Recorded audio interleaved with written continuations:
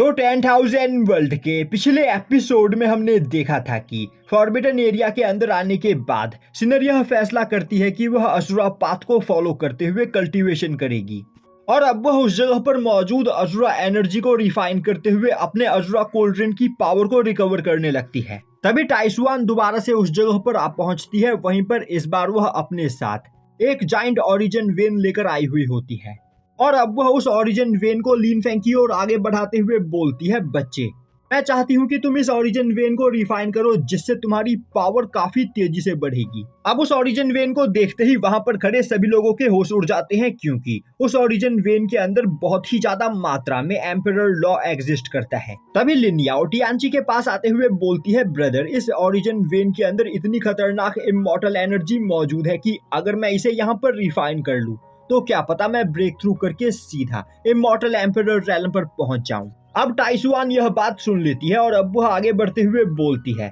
Immortal emperor realm पर पहुंचने के लिए पहले तुम्हें 5 एलिमेंट ऑफ ओरिजिन को रिफाइन करना होगा और 5 एलिमेंट ओरिजिन को मास्टर करने के बाद ही तुम इमॉर्टल एम्परर रैलम पर पहुंच सकते हो। और तो और तुम चारों की एज अभी बहुत ही ज्यादा कम है, इस वजह से पहले तुम्हें यहाँ पर अपनी फाउंडेशन को बिल्ड करने में ध्यान देना चाहिए। और अगर अभी तुम चारों ने यहाँ पर स्ट्रॉन्ग फाउंडेशन को बिल्ड कर लिया तो तुम कुछ ही टाइम के अंदर इमॉर्टल एम्परर रैलम पर तो क्या सीधा half step of transcendental realm पर भी पहुंच सकते हो। यह बोलते हुए टाइसुआन उन चारों के पास 5 एलिमेंट ओरिजिन वेन को लेकर आती है।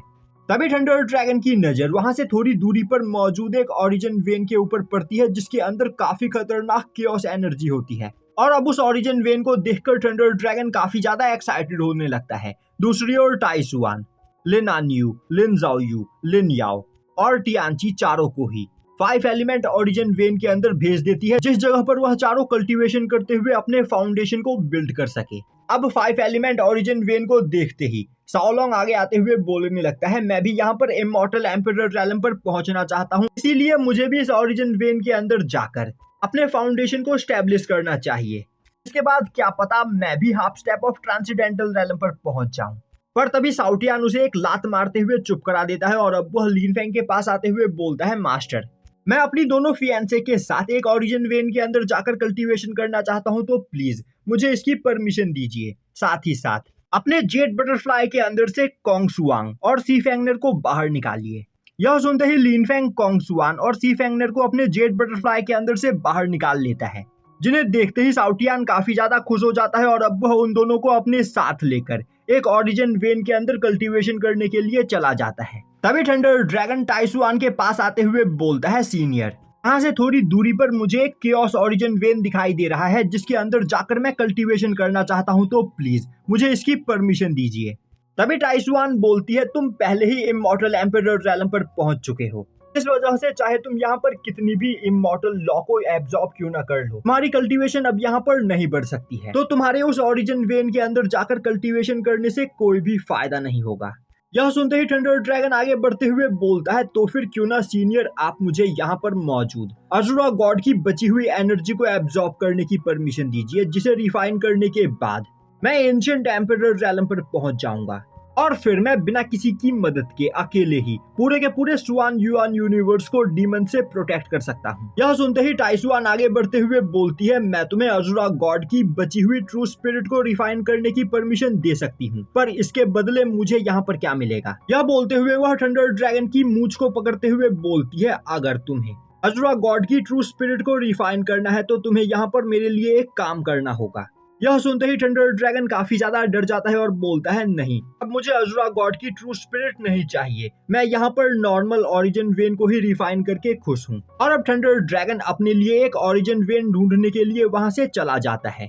अब लिन फेंग वहां पर खड़े अपने बाकी सभी सबऑर्डिनेट से बोलता है, आप सभी लोग भी इस जगह पर मौजूद अपने पसंद के ओरिजिन वेन को रिफाइन कर सकते हो। यह बोलते हुए लिन फेंग भी टाइसुआन के द्वारा दिए गए ओरिजिन वेन को रिफाइन करने के लिए आगे बढ़ जाता है। और अब लिन फेंग जैसे ही उस ओरिजिन वेन को रिफाइन करना स्टार्ट करता है, उसके अंदर से एक ice dragon and snow Phoenix बाहर निकलता है, जिन्हें देखकर लिन फेंग काफी ज्यादा इंप्रेस हो जाता है क्योंकि इस ओरिजिन वेन की भी पावर मास्टर टोंगटियांग के इनहेरिटेंस के बराबर होती है, जिसे रिफाइन करने के बाद लिन फेंग का क्लोन इमॉर्टल एम्परर रेलम पर पहुंचा था। और अब वह बोलने लगता है, अगर मैं इस ओरिजिन वेन को रिफाइन कर लेता हूं तो मैं भी इमॉर्टल एम्परर रेलम पर पहुंच जाऊंगा। और अब लिन फेंग वहां पर उस ओरिजिन वेन को रिफाइन करना स्टार्ट करता है। अब देखते ही देखते 15 दिन बीत जाते हैं। दूसरी ओर सिनर लगातार अजुरा एनर्जी सोर्स को रिफाइन किए चली जा रही होती है, जिससे अब वह ब्रेक थ्रू करके कुआसी एम्परर रेलम पर पहुंच जाती है। साथ ही साथ अब उसके अजुरा कोल्ड्रिन की भी पावर इमॉर्टल एम्परर रेलम के 6th लेवल की हो चुकी होती है। तभी साउटियान, सी फेंगनर, कोंगसुआंग,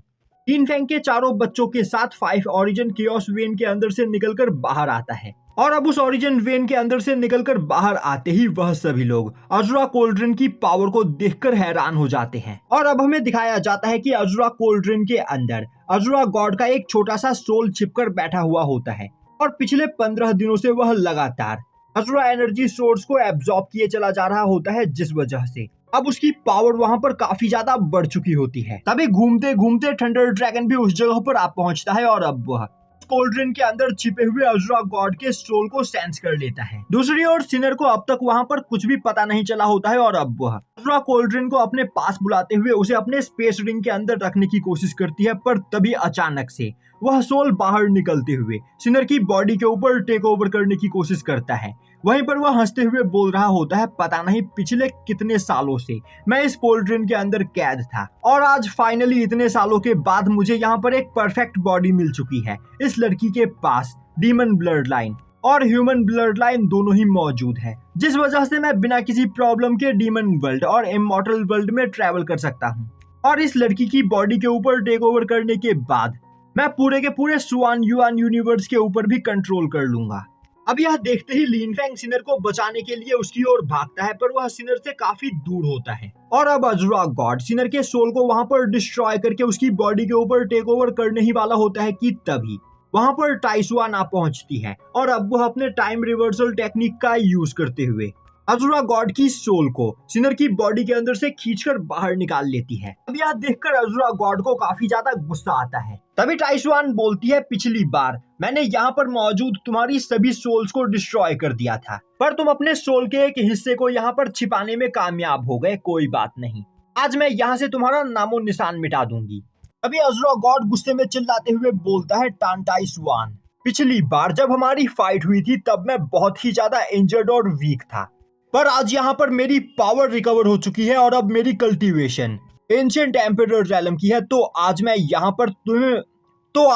पर तुम्हें मारकर तुम्हारे द्वारा यहाँ पर सेट किए गए फॉर्मेशन को डिस्ट्रॉय कर दूंगा, जिसके बाद मैं क्वीन युआन यूनिवर्स के सभी डीमंस को अपने साथ लेकर सुआन युआन यूनिवर्स के ऊपर टेक ओवर करूंगा। यह बोलते हुए अजुरा गॉड वहां पर मौजूद सभी लोगों के ऊपर काफी खतरनाक अटैक करने लगता है। तभी लिन फेंग अनाइलेशन फैन को बाहर निकालते हुए अजुरा गॉड के अटैक को डिस्ट्रॉय कर देता है, पर एक अटैक उड़ते हुए लिन फेंग के बच्चों की ओर आगे बढ़ता है। तभी लिन फेंग का क्लोन बीच में आते हुए उस अटैक को भी वहां पर ब्लॉक कर लेता है। दूसरी ओर साउटियान अपनी दोनों फियांसे को अपने साथ लेकर थंडर ड्रैगन के साथ वहां से दूर भागने लगता है और अब वह भागते हुए जाकर साओलोंग के साथ लिन फेंग के पीछे छिप जाता है। दूसरी ओर टाइसुआन अब अपनी पावर को रिलीज करते हुए बोलती है, बेवकूफ, क्या तुम्हें सच में लग रहा है कि तुम मुझे मारकर मेरे द्वारा सेट किए गए फॉर्मेशन को डिस्ट्रॉय कर सकते हो? तुम बस एक मामूली से सोल हो जिसकी कल्टीवेशन अब तक फुल्ली रिकवर भी नहीं हुई है। तभी अजुरा गॉड टाइसुआन के ऊपर अटैक कर देता है, पर टाइसुआन काफी आसानी से उसके अटैक को एक बैरियर बनाते हुए ब्लॉक करने लगती है। दूसरी ओर यह सब देखकर सिनर को कुछ भी समझ में नहीं आ रहा होता है और अब वह बोलती है, अजुरा गॉड मेरे एंसेस्टर है, पर इसके बावजूद यह मुझे यहाँ पर मारकर मेरी बॉडी के ऊपर टेक ओवर करना चाहते थे। यह सच में एक डेमोनिक ईवल कल्टीवेटर है। वहीं पर सिनर काफी ज्यादा इंजर्ड होती है, जो देखते ही लिन फेंग उसके पास आते हुए उसे वहां पर संभालता है और बोलता है, सिनर, कहीं तुम्हारी सोल डैमेज तो नहीं हुई? सिनर बोलती है, अजुरा गॉड ने लगभग मुझे यहाँ पर मार दिया था, पर तभी सीनियर टाइसुआन ने आकर मेरी जान बचा ली। दूसरी ओर अजुरा गॉड अपनी पूरी पावर का यूज करते हुए टाइसुआन के बैरियर को डिस्ट्रॉय करने की कोशिश कर रहा होता है, पर टाइसुआन का बैरियर अपनी जगह से हिल भी नहीं पा रहा होता है और अब टाइसुआन बोलती है, बेवकूफ, आज से पहले भी मैंने यहाँ पर तुम्हारी सोल को डिस्ट्रॉय किया है, आज दोबारा से यहाँ पर तुम्हारी सोल को डिस्ट्रॉय करने के बाद मैं इसे एक एनर्जी सोर्स में बदल दूंगी। यह बोलते हुए वह अजुरा गॉड के ऊपर अपने आइस वर्ल्ड टेक्निक से अटैक करती है, जिससे एक ही अटैक में अजुरा गॉड की पूरी सोल बॉडी डिस्ट्रॉय हो जाती है। यह देखकर लिन फेंग के होश उड़ जाते हैं और अब वह सोचने लगता है, तो यह है half step of transcendental realm की पावर।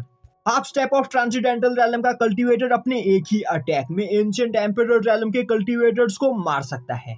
तो आखिर मुझे इतना ज्यादा पावरफुल बनने के लिए यहाँ पर और कितना मेहनत करना पड़ेगा। और यहीं पर यह एपिसोड खत्म हो जाता है।